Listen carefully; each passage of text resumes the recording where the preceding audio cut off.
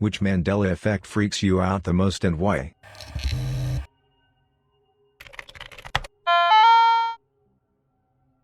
Mandela affected my whole family once. Years ago there was a football player on a rival team that always did a dumb celebration after he got a sack in my family and I always hated it. One night after he did it my family started trashing the celebration and I said as a joke we are all going to feel terrible when we find out he is doing that celebration as a request from a Make-A-Wish kid. Fast forward 2 years later and our team is playing that team again. The player got a sack and did the celebration. I rolled my eyes and said I hate that celebration so much. My mom instantly turned and said don't say that he is doing it for a sick kid. I actually like it, so I was like what? No, there is no sick kid. My whole family then proceeded to argue with me. They all vividly remembered reading articles about it, seeing special report segments before games about it, and other information. Some of them even thought they knew the disease the kid had and even extra details about why the kid chose that specific celebration. They all had these shared memories that they were sure were true. I was floored by all this and insisted none of that was true. So we looked it up. Not true. No kid like that ever existed. They still have trouble wrapping their heads around this one. Turned out human memory is not near as reliable as we think. Edit. It was American football and the player was Jared Allen of the Minnesota Vikings and his cattle roping sack celebration. This was maybe 10 years ago. That the Fruit of the Loom logo never had a cornucopia. What's crazy about that one is that someone emailed the creator of the logo about it and he said even he remembers it having one. Just had one personally. Went to a mall where there was supposedly a gym. Asked around and nobody that worked at the mall knew what I was talking about. Looked around and couldn't find it. Come back a few months later and it's right there in front of my face. You'd have to be strung out to not notice it. I'd cower when it just appeared but it freaked me out. The fact that it's Febreze not Febreze gets me. I'm not sure about anyone else, but I swear I remember Pikachu having black detailing on the tip of its tail. Tinkerbell's dotting the I in the Disney logo. A lot of people say they recall her shaking her wand to try and get it working again. I swear to God the Monopoly Man had a monocle. Edit. I have never heard of the Peanut Man or Ace Ventura. Edit 2. Great. My most upvoted comment is on the Monopoly Man. Not a global one. Just a family thing. Back in 2002 my grandma had her 60th birthday. My father took us home at 10:00 p.m. Ready for bed. Me and brother, were 12 and 14 at this time. All went well. Over the years, a story was made up, Nelson, that we went missing after visiting the local playground after dinner at said grandma's birthday party. Some neighbors helped to search us. The whole train of missing children in a small village thin. Fun fact, we never went missing. Dad brought us home, put on Toy Story on TV and left. My brother and I heard first about this in 2015, from different people on different occasions. You're one of the missing boys. I first thought they were mocking me for a different event I got lost. But it was 2013. Alcohol inflicted. Different story. But then they all tell us the same story about us going missing. And the stories are damn close to true. In every story my mum is driving around the same neighbors to different locations to search. Old Wynyard, Old Mill, etc. Sometimes I think I got lost on the most brutal way. I was lost and changed this plane of existence with another one. It sometimes made me think about my whole life. Edit. Clarified that birthday and gone missing were the same day.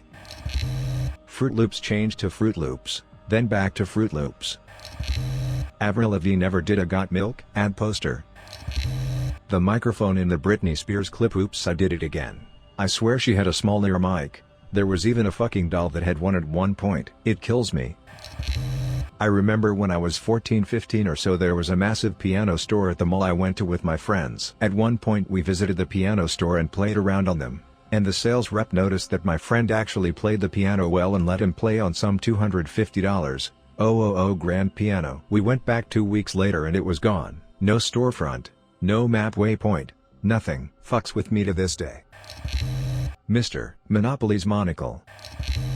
Maybe too late and this comment will be buried, but anyone I know who has owned a smartphone, specifically Apple, at some point can describe a hiking/hiker emoji to me perfectly. We all remember it the same way. Emoji character bent over with a hiking stick/pole on the side of a mountain with a backpack on. However, this emoji doesn't exist and never has. Edit. While you're at it, check your phone for the black/white striped burglar emojis too. Embarrassed smiley face.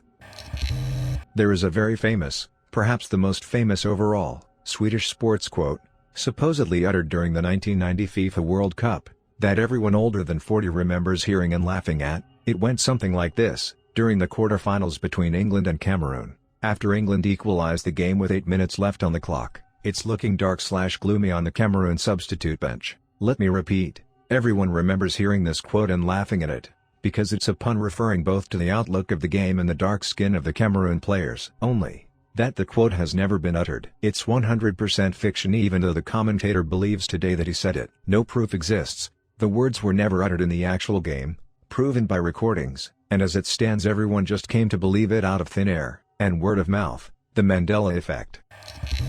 Take my strong hand from the Scary Movie franchise. I know he said it.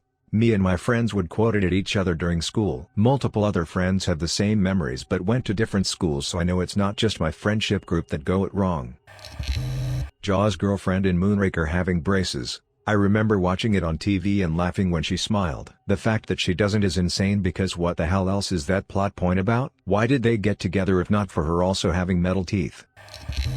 I have a personal one that to this day, a decade later, still fucking destroys my mind. I had an oldish 2001 Dodge Neon, with black seats. I drove this car for years and years, like 80,000 miles. All through college, I took work breaks in my car, commuted hours every day total, to college and then the opposite direction to work and back. I even lived out of this thing on several occasions. The day I go and trade it in, I'm pulling miscellaneous things out of the car at the dealer, and the seats are green. Not even a little, like very unmistakably green.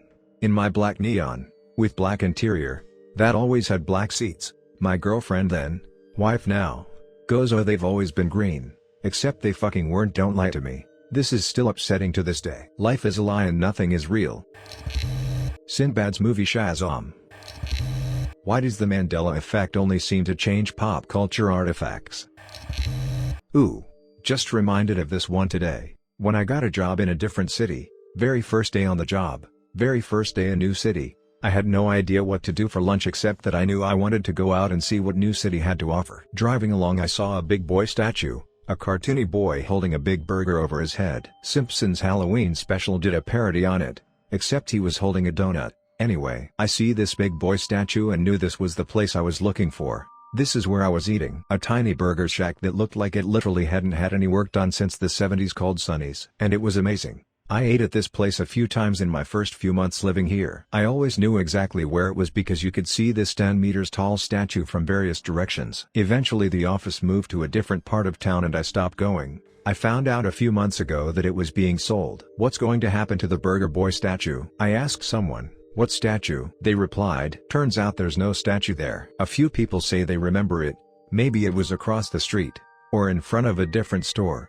They muse, trying to remember specific details. Most people say they've lived in the area for quite a while and are certain there never was a statue. I've used Google Street View, looking at historic images from years ago, and as far as I can tell it never existed. So why is my memory of this giant boy holding a burger over his head leading me towards deliciousness so strong? Probably the Bernstein Bears. Spelling was a big deal to me as a younger child. I failed a spelling test and got in so much trouble for it I hyperfixated on the subject until I was proficient at it. I distinctly remember thinking to myself that the Stein part of Bernstein was spelled just like the beer mug. Now it's spelled like stain, I guess. But the most jacked up part is I know several other people that remember the same thing, remember it being spelled Stein. Hillshire Farm was never Hillshire Farms. I still swear that I remember them being plural because their commercials were always on when I was about 15. A very large number of people recalled reading published reports that Fiona Broome had vivid and detailed memories of Nelson Mandela dying in prison in the 1980s. Some noted that a smaller group of researchers later showed that there were no such reports, as they distinctly documented searching for such reports to no avail, and hence concluded there is no supposed Mandela effect. These researchers were faithfully quoted, but the truth is that this latter group of researchers never even existed. The Broome memories did indeed show that a Mandela effect exists. Some people remember really clearly there being a big thing called Occam's razor, but now nobody seems to have heard of it except for a few obscure websites. I'm commenting at 1.5K comments so no one will see this, but honestly the most disturbing Mandela effects are the ones personal only to me or my core family. Like when we all remember the same event but with major differences, or one family member remembers it completely different but the rest of us remember it the same. Two specific instances are of my dad, brother, and I all remembering each of us getting a long massive cut on the bottom of our foot, but we all only remember ourselves getting it and no one else. Dad says he's the one who got it, I'm convinced I'm the one who got it. Brother says he's the one who got it. But none of us remember the other getting it. Mom was the tiebreaker, but she's convinced we all got cuts at the same time, and it sticks out to her because it was on the same foot for each of us too, and all in a similar way, though our memories for how we got our cuts are different from hers, so that's also weird. The second instance is about a gas station around the corner of our house. I remember just 3 months earlier my dad filling up the car with gas from there. Then one day he stopped to get a snack and I noticed all the gas tanks were gone. I mentioned it to him and he looked at me like I was crazy because apparently that gas station was just a store now and hadn't even had tanks since I was a toddler. My mom and brother were also very adamant that there were never gas tanks there, as in gone when I was a toddler too, so there's no way dad filled up the tank just 3 months ago. I thought it was a huge family prank, but I even asked a few of my friends in the area and they all said the same thing.